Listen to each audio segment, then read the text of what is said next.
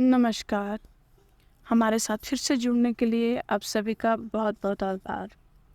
आज हम सुनने जा रहे हैं सबकॉन्शियस माइंड चैप्टर 3 आपके अवचेतन मन की चमत्कारिक शक्ति। अवचेतन मन की शक्ति अतुलनीय और असीमित है। आपका अवचेतन मन आपको प्रेरित करता है और मार्गदर्शन देता है। यह यादों के भंडार से तस्वीरें और दृश्य निकाल कर लाता है।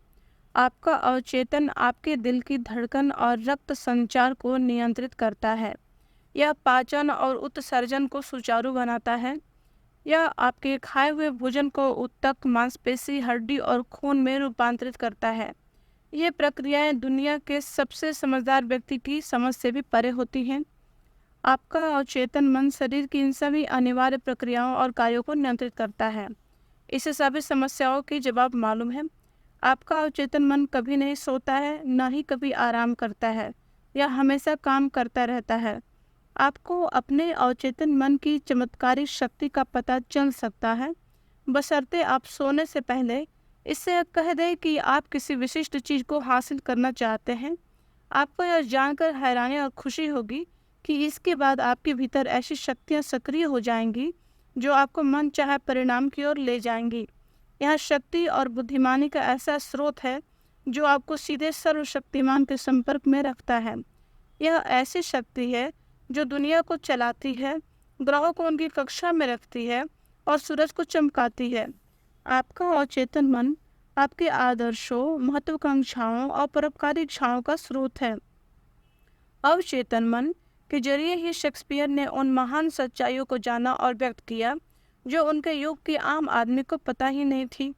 अवचेतन मन की बदौलत ही यूनानी मूर्तिकार फिडियस ने संगमरमर और कांसे में सुंदरता, व्यवस्था, सुडौलपन और अनुपात उकेरने में इतनी निपुणता और कुशलता हासिल की। दरअसल अवचेतन मन वह गहरा कुआं है जिससे महान कलाकारों ने आश्चर्यजनक शक्ति पाई। इसने महान इतालवी कलाकार रैफेल को उनकी अमर कलाकृति मैडोना बनाने और महान जर्मन संगीतकार बीथोवन को उनकी सिम्फनी की रचना करने में समर्थ बनाया। कुछ साल पहले मुझे भारत में ऋषिकेश की योगा फॉरेस्ट यूनिवर्सिटी में भाषण देने के लिए आमंत्रित किया गया। वहाँ बम्बई के एक सर्जन से मेरी लंबी बातचीत हुई। उनसे मैंने डॉक्टर जेम्स एशडेल की आश्चर्यजनक कहानी सुनी। एशडेल एक स्कॉटिश सर्जन थे जिन्होंने 1840 के दशक में बंगाल में काम किया था। उस जमाने में बेहोश करने के लिए ईथर या रासायनिक एनेस्थीसिया की अन्य आधुनिक विधियों का इस्तेमाल नहीं होता था। बहरहाल 1843 और 1846 के बीच डॉक्टर एशडेल ने सभी तरह के कुल मिलाकर 400 बड़े ऑपरेशन किए। इनमें आँख, कान और गले के ऑपरेशन के अलावा अंग काटने, ट्यूमर हटाने और कैंसर की गांठ हटाने के ऑपरेशन शामिल थे। इन सभी ऑपरेशनों में सिर्फ मानसिक एनेस्थीसिया ही दिया गया। मरीजों का कहना था कि उन्हें कोई दर्द नहीं हुआ और ऑपरेशन के दौरान उन्हें कोई भी नहीं मरा। आश्चर्य की बात यह भी थी कि ऑपरेशन के बाद भी एस्टेल के बहुत कम मरीज मरे। यह उस वक्त की बात थी जब लुई पाश्चर और जोसेफ लिस्टर ने यह साबित नहीं किया था कि संक्रमण बैक्टीरिया से फैलता था। किसी को भी यह एहसास नहीं था कि ऑपरेशन के बाद होने वाले संक्रमण दूषित औजारों और हानिकारक विषाणुओं के कारण होते हैं।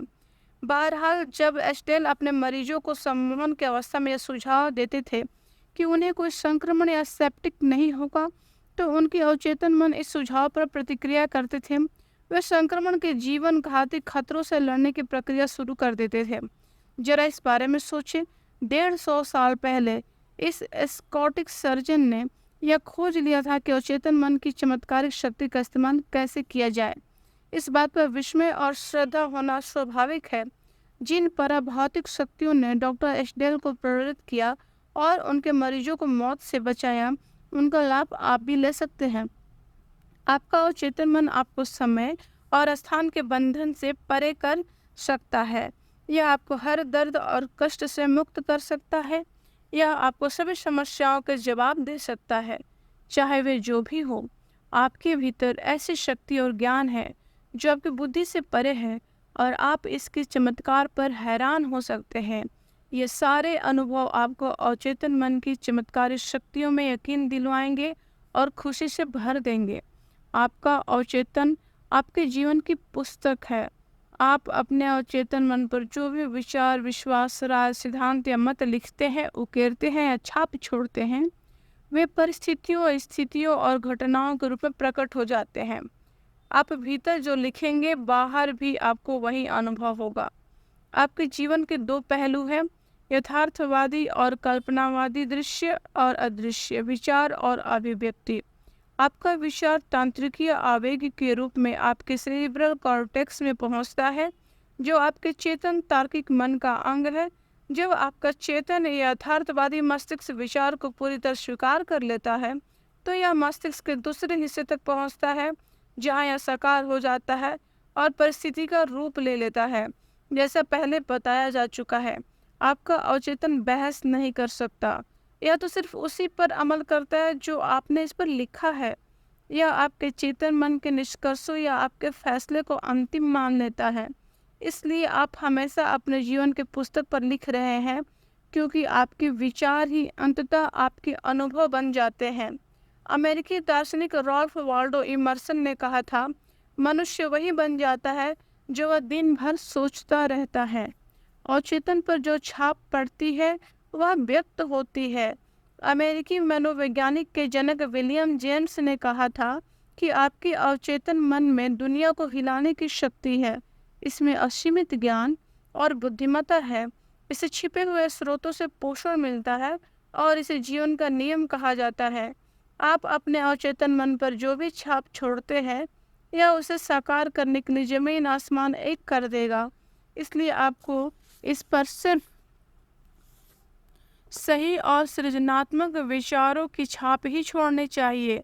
दुनिया में इतनी अव्यवस्था और दुख इसलिए है क्योंकि अधिकांश लोग अपने चेतन और अवचेतन मन के आपसी संबंधों को नहीं समझते हैं।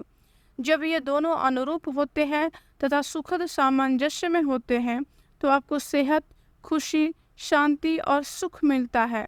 जब चेतन और अवचेतन मन सामंजस्य और शांति से मिलकर काम करते हैं, तो कोई रोग या मतभेद नहीं होता है। प्राचीन जगत में हर्मिस ट्रिसमेगिस्टिक को दुनिया का सबसे महान और शक्तिशाली जादूगर माना जाता था। उनकी मौत के सदियों बाद जब उनकी कब्र खोली गई, तो प्राचीन जगत को जगाने वाले लोगों में बहुत उत्सुकता थी। कहा जा रहा था कि कब्र के भीतर युगों युगों का सबसे बड़ा रहस्य मिलेगा, और यह मिला भी। यह रहस्य था, जैसा भीतर वैसा बाहर, जैसा ऊपर वैसा नीचे। दूसरे शब्दों में, आप अपने अवचेतन मन पर जो भी छाप छोड़ेंगे, वह बाहर व्यक्त होगी। मोजेस, ईसाइया, ईसा मसीह, बुद्ध, जोरोआस्ट्र, लाओत्से और युगों युगों के सभी प्रख्यात दूरदर्शी हस्तियों ने इसी सत्य की घोषणा की है। आप व्यक्तिगत रूप से जिसे सच मानते हैं, वह स्थिति, अनुभव और घटनाओं के रूप में व्यक्त होगा। गति और भावना में संतुलन होना ही है। जैसा स्वर्ग आपके अपने मस्तिष्क में है, वैसा है धरती पर आपके शरीर और परिवेश में होगा। यह जीवन का महान नियम है। क्रिया और प्रतिक्रिया, स्थिरता और गति का यह नियम आपको समूची प्रकृति में मिलेगा। इन दोनों में संतुलन होने पर ही सामंजस्य और संतुलन बनेगा। आप दुनिया में इसलिए हैं ताकि जीवन का सिद्धांत आपके भीतर लयबद्ध तरीके और सामंजस्य से प्रवाहित हो सके। अंदर जाने और बाहर निकलने वाली चीज़ें बराबर होनी चाहिए। अंदर की और बाहर की अभिव्यक्ति बराबर होनी चाहिए। आपकी सारी कुंठाओं का कारण अपूर्ण इच्छाएं हैं। अगर आप नकारात्मक, विनाशक और दुष्ट विचार रखते हैं, तो ये विचार विनाशक भाव पैदा करते हैं। ये बाहर भाव निकलने का कोई न कोई रास्ता खोज लेंगे और किसी न किसी तरह व्यक्त होंगे। चूँकि इन भावों की प्रकृति नकारात्मक है, इसलिए ये प्रायः अल्सर, हृदय रोग, तनाव और चिंता के रूप में व्यक्त होते हैं। अपने बारे में आपकी क्या सोच या भावना है? आपके अस्तित्व का हर हिस्सा उसी सोच की अभिव्यक्ति है। आपकी स्फूर्ति, शरीर, वित्तीय स्थिति, दोस्त और सामाजिक प्रतिष्ठा उन विचारों का प्रतिबिंब है जो आपके अपने में है। इस बात का सच्चा अर्थ यह है कि आप अपने अवचेतन मन पर भीतर जो छाप छोड़ते हैं, वह आपके जीवन के सभी क्षेत्रों में बाहर व्यक्त होती है। हम अपने नकारात्मक सोच से खुद को नुकसान पहुंचाते हैं। आपने कितनी बार गुस्सा होकर, डर कर, जल कर या बदले की भावना से खुद को नुकसान पहुंचाया है? ये जहर आपके अवचेतन मन में दाखिल हो जाते हैं। आप इन नकारात्मक नजरियों के साथ पैदा नहीं हुए थे। अपने अवचेतन मन को जीवनदायी विचार देंगे तो इसके भीतर के सभी नकारात्मक विचार मिटने लगेंगे। यह काम लगातार करने पर सारा अतीत मिट जाएगा और अवचेतन मन उसे भुला देगा। अवचेतन चर्म रोग ठीक करता है। अवचेतन मन की उपचार शक्ति का सबसे अविस्मरणीय प्रमाण या विश्वसनीय प्रमाण व्यक्तिगत उपचार है। 40 साल पहले मुझे चर्म रोग हुआ। मैं सबसे अच्छे डॉक्टरों के पास गया, जिन्होंने सबसे आधुनिक उपचार आजमाए। किसी से भी फायदा नहीं हुआ। चर्म रोग बिगड़ता गया। फिर एक दिन वृहद मनोवैज्ञानिक ज्ञान रखने वाले एक धर्म गुरु ने मुझे 139वें भजन का गूढ़ मतलब समझाया। उन्होंने मेरा ध्यान इस वाक्य की तरफ दिलाया, आपकी पुस्तक में मेरे सभी अंग हैं जो लगातार बनाए गए हैं जब उनमें से भी कोई नहीं था। उन्होंने स्पष्ट किया कि पुस्तक का मतलब मेरा अवचेतन मस्तिष्क है, जिसने एक छोटी सी मूल कोशिका से मेरे सभी अंग बनाए हैं। उन्होंने इशारा किया कि चूंकि मेरे अवचेतन मन ने मेरे शरीर को बनाया है, इसलिए यह इसे दोबारा बना सकता है और अंतर्निहित आदर्श रूपरेखा के अनुरूप इसका उपचार कर सकता है। इस धर्म गुरु ने अपनी घड़ी की तरफ इशारा किया। उन्होंने मुझे बताया, इस घड़ी को देख रहे हो, इसे किसी ने बनाया था, लेकिन इसके मूर्त रूप में आने से पहले घड़ी बनाने वाले के दिमाग में इसका स्पष्ट विचार था। अगर किसी कारण घड़ी सही काम न करे तो इसके मूल विचार की मदद से घड़ी बनाने वाले को वह ज्ञान मिल जाएगा जिससे वह इसे सुधार सकता है। मैं समझ गया कि इस तुलना से वे मुझे क्या समझाने की कोशिश कर रहे थे। मेरे शरीर की रचना करने वाली अवचेतन बुद्धि घड़ी बनाने वाले की तरह है। यह ठीक ठीक जानती है कि मेरे शरीर की सभी महत्वपूर्ण क्रियाओं और प्रक्रियाओं का उपचार कैसे किया जाए, शरीर को दोबारा कैसे बनाया जाए और मार्गदर्शन कैसे दिया जाए। लेकिन इस काम को सही तरीके से करवाने के लिए मुझे इस स्वास्थ्य का आदर्श विचार देना होगा। यह आदर्श विचार का कारण बन गया जिसका परिणाम उपचार होगा। मैंने एक बहुत आसान और सीधी प्रार्थना तैयार की। मेरा शरीर और इसके सभी अंग मेरे अवचेतन मन की असीमित बुद्धि ने बनाए हैं। यह जानता है कि मेरा उपचार कैसे किया जाए। इसकी बुद्धि ने मेरे सभी अंग, ऊतक, मांसपेशी और हड्डियां बनाई है। मेरे भीतर की यह असीमित उपचारक शक्ति मेरे अस्तित्व की हर कोशिका को रूपांतरित कर रही है और मुझे संपूर्ण बना रही है। मैं उस उपचार के लिए धन्यवाद देता हूँ जो मैं जानता हूँ कि इस समय हो रहा है। मेरे भीतर की रचनात्मक बुद्धि से अद्भुत शक्तियाँ हैं। मैंने इस आसान प्रार्थना को 5 मिनट तक हर रोज 2-3 बार जोर जोर से दोहराया। लगभग 3 महीने बाद मेरी त्वचा पूरी तरह ठीक हो गई। चर्म रोग गायब हो गया। मेरा डॉक्टर चकरा गया, लेकिन मैं जानता था कि ये क्या हुआ था। मैंने अपने अवचेतन मन को संपूर्णता, सुंदरता और पूर्णता की जीवनदायी रूपरेखा दे दी थी। इसने मेरे अवचेतन मन से उन नकारात्मक विचारों और छवियों को बाहर निकाल दिया जो मेरी सारी समस्या का कारण थे। आपके शरीर पर कोई चीज़ तब तक प्रकट नहीं होती है जब तक यह पहले आपके मस्तिष्क में ना हो। जब आप लगातार सकारात्मक बातों से अपने मस्तिष्क को बदलते हैं तो आप अपने शरीर को बदल लेते हैं। यही समस्त उपचार का आधार है। आपके काम अद्भुत है और मेरी आत्मा यानी अवचेतन मन हर चीज़ सही सही जानती है। अवचेतन शरीर के सभी कार्यों को कैसे नियंत्रित करता है, चाहे आप जागे हो या सोए हो। आपके अवचेतन मन की अथक शक्ति आपके शरीर के सभी महत्वपूर्ण कार्यों को नियंत्रित करती है। इसमें आपके चेतन मन की किसी तरह के दखल की जरूरत नहीं होती है। जब आप सो जाते हैं तब भी आपका हृदय धड़कता रहता है। आपके सीने, फेफड़े की मांसपेशियां फेफड़े में हवा भरती और निकालती रहती हैं। आपके शरीर की कोशिकाओं के काम के कारण निकली कार्बन डाइऑक्साइड के बदले में ताज़ी ऑक्सीजन भर ली जाती है। जिसकी आपको कार्य करने के लिए जरूरत होती है। आपका अवचेतन मन आपकी पाचक प्रक्रिया और ग्रंथियों के स्रोत के अलावा आपके शरीर के अन्य सभी अद्भुत जटिल कार्यों को नियंत्रित करता है।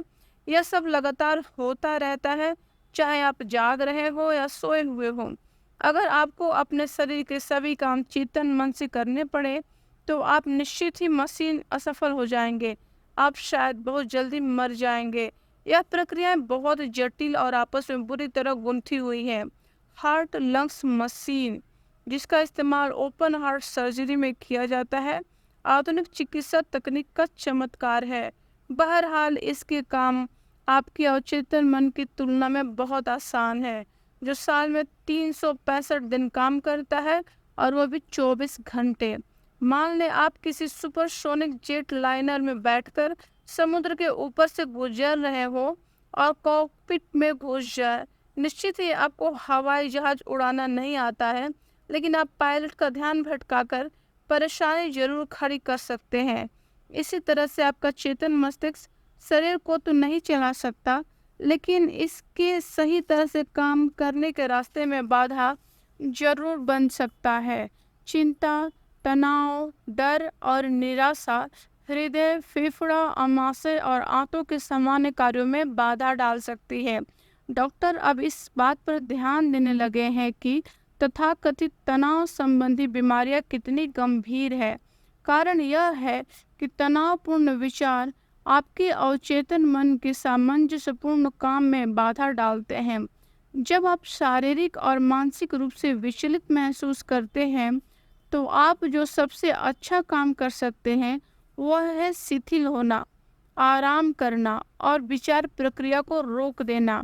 अपने अवचेतन मन से बात करें, इससे कहें कि यह शांति, सामंजस्य और दैवी विधान को स्थापित करे।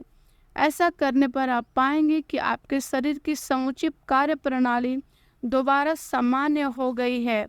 अपने अवचेतन मन से अधिकार और विश्वास के साथ बोले। यह आपके आदेश का पालन करके प्रतिक्रिया करेगा। आप अपने अवचेतन से अपने लिए कैसे काम करवा सकते हैं? पहली बात तो यह एहसास करना है कि आपका अवचेतन मन हमेशा काम करता है। यह रात दिन सक्रिय रहता है, चाहे आप इस पर काम करें या न करें। आपका अवचेतन आपके शरीर का निर्माता है, लेकिन आप इस खामोश प्रक्रिया को चेतन रूप से देख या सुन नहीं सकते। आपका पाला हर बार अपने अवचेतन मन के बजाय अपने चेतन मन से पड़ता है। बस अपने चेतन मन से सर्वश्रेष्ठ की आशा करते रहें और यह पक्का करें कि आपके आदतन विचार अच्छी, सुंदर, सच्ची, न्यायपूर्ण और सद्भावनापूर्ण चीज़ों पर केंद्रित हो। अपने चेतन मन का ध्यान रखें और दिल में जान लें कि आपका अचेतन मन आपके ही आदतन विचारों के अनुरूप परिणाम दे रहा है, व्यक्त कर रहा है और परिस्थितियां बना रहा है।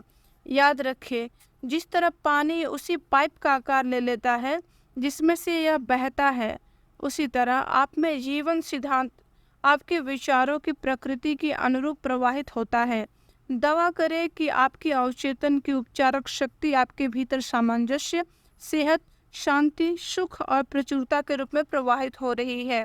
ज्ञानी व्यक्ति या प्यारे मित्र के रूप में इसकी कल्पना करें। दृढ़ता से यकीन करें कि यह आपके भीतर लगातार प्रवाहित हो रहा है, आपको सजीव बना रहा है, प्रेरित कर रहा है और समृद्ध बना रहा है। यह इसी तरीके से प्रतिक्रिया करेगा जैसा आप यकीन करेंगे वैसा ही आपको मिलेगा। अवचेतन का उपचारक सिद्धांत आंखों की रोशनी लौटाता है।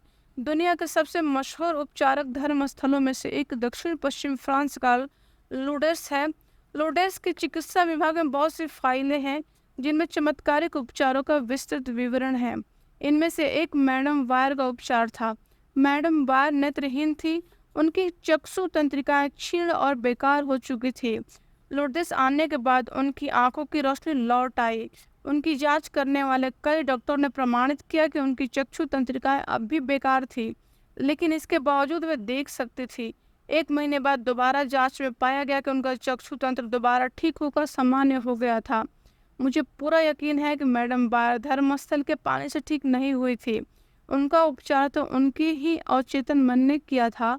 जिसने उनके विश्वास पर प्रतिक्रिया की। उनकी अवचेतन मन के भीतर के उपचारक सिद्धांत ने उनके विचार की प्रकृति के अनुरूप प्रतिक्रिया की। विश्वास अवचेतन मन तक पहुंचा विचार है। विश्वास का अर्थ है किसी भी चीज को सच मानना। जिस चीज पर विश्वास हो जाता है वह अपने आप हो जाती है। निस्संदेह मैडम वायर का इस धर्म स्थल पर बड़ी उम्मीद और आस्था के साथ गई थी। वे अपने दिल में जानती थी कि वे ठीक हो जाएंगी। उनकी अवचेतन मन ने इसी के अनुरूप प्रतिक्रिया की और हमेशा मौजूद उपचारक शक्तियों को सक्रिय कर दिया। अवचेतन मन जिसने आंख बनाई थी निश्चित रूप से एक मृत तंत्रिका को दोबारा सजीव कर सकता था। रचनात्मक सिद्धांत ने जिस अंग की रचना की थी वह उसकी दोबारा रचना कर सकता था। आपके विश्वास के अनुरूप ही आपको मिलेगा। अपने अवचेतन मन तक पूर्ण स्वास्थ्य का विचार कैसे पहुंचाए।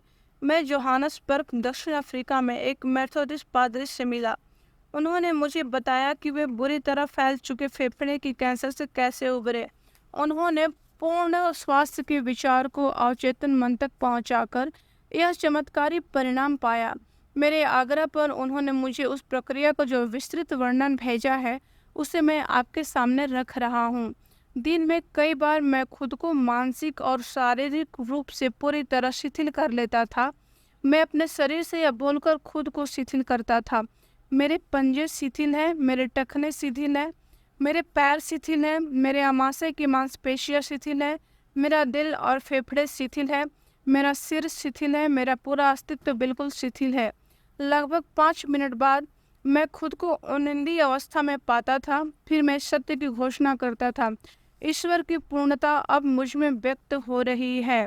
संपूर्ण स्वास्थ्य का विचार अब मेरे अवचेतन मन में भर रहा है।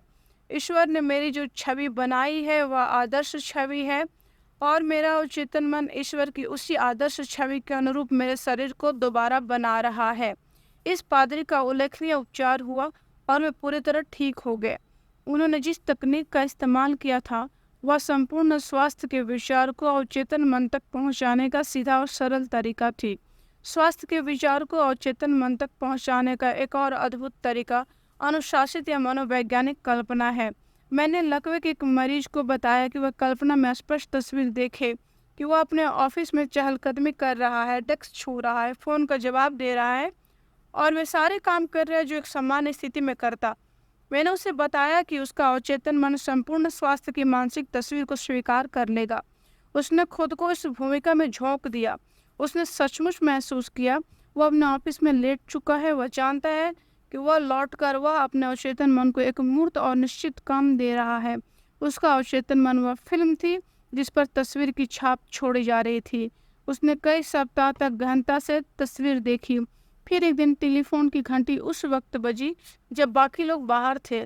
टेलीफोन उसके पलंग के 12 फुट दूर थी। बहरहाल वह जैसे तैसे इसका जवाब देने में कामयाब हो गया। उसी पल से उसका लकवा गायब हो गया। उसके अवचेतन मन में उसकी उपचार की शक्ति ने उसके मानसिक तस्वीर पर प्रतिक्रिया की और उपचार संभव हो गया। यह व्यक्ति एक मानसिक अवरोध से पीड़ित था जिसने मस्तिष्क में उत्पन्न तंत्रिका आवेगों को उसके पैरों तक पहुंचने से रोक दिया था, इसलिए वह चल नहीं पाता था। जब उसने अपना पहला ध्यान अपने भीतर की उपचारक शक्ति पर केंद्रित किया तो उसके एकाग्र ध्यान से शक्ति प्रवाहित होने लगी और वह दोबारा चलने लगा। जो भी आप प्रार्थना में मांगेंगे विश्वास रखने पर वह आपको मिल जाएगा। आपका अवचेतन मन आपके शरीर की सभी महत्वपूर्ण प्रक्रियाओं को नियंत्रित करता है और सभी समस्याओं के जवाब जानता है। सोने से पहले अपने अवचेतन मन से कोई विशिष्ट आग्रह करें और इसकी चमत्कारिक शक्ति को देखें। आप अपने अवचेतन मन पर जो भी छाप छोड़ते हैं वह परिस्थितियों, अनुभवों और घटनाओं के रूप में व्यक्त होती हैं। इसलिए चेतन मन में मौजूद विचारों के प्रति सतर्क रहें। क्रिया और प्रतिक्रिया का नियम शाश्वत है। आपका विचार क्रिया है और उस विचार पर आपका अवचेतन मन स्वतः प्रतिक्रिया करता है। अपने विचारों पर नजर रखें। सारी कुंठा अधूरी इच्छाओं के कारण पैदा होती है। अगर आप बाधाओं, विलंब और मुश्किलों पर ध्यान केंद्रित करेंगे तो आपका अवचेतन मन उसी अनुरूप प्रतिक्रिया करेगा और इस तरह आप अपनी भलाई को रोक देंगे। जीवन का सिद्धांत आपके भीतर लयबद्ध और सामंजस्यपूर्ण तरीके से प्रभावित हो जा सकता है, बशर्ते आप चेतन रूप से दृढ़ता से कहेंगे, मैं विश्वास करता हूँ कि जिस अवचेतन मन ने मुझे यह इच्छा दी थी वही इसे मेरे द्वारा पूरा कर रहा है। इससे सारे संघर्ष समाप्त हो जाते हैं। आप चिंता, तनाव और डर के कारण अपने हृदय, फेफड़े और अन्य अंगों की सामान्य लय को गड़बड़ कर सकते हैं। अपने अवचेतन में सद्भाव, सेहत और शांति के विचार भरें। इससे आपके शरीर की समूची कार्य प्रणाली दोबारा सामान्य हो जाएगी। अपने चेतन मन से सर्वश्रेष्ठ की उम्मीद करते रहें। आपका अवचेतन मन निष्ठा से आपके आदतन विचारों को साकार कर देगा। अपनी समस्या के सुखद अंत या समाधान की कल्पना करें। उपलब्धि के रोमांच को महसूस करें। आप जो भी कल्पना करेंगे या महसूस करेंगे उसे आपका अवचेतन मन स्वीकार करके परिणामों में बदल देगा। अभी तक आप मुझे सुनते रहें उसके लिए बहुत बहुत आभार। Thank you. अगर आपको पसंद आ रहा हो, आपको किताब सुनने और पढ़ने का शौक़ हो तो हमारे चैनल से जुड़िए, हमें सब्सक्राइब करिए और आगे बढ़ने में मदद करिए। ईश्वर आप सब पर कृपा करे और आप सभी का दिन मंगलमय और शुभ हो। Thank you.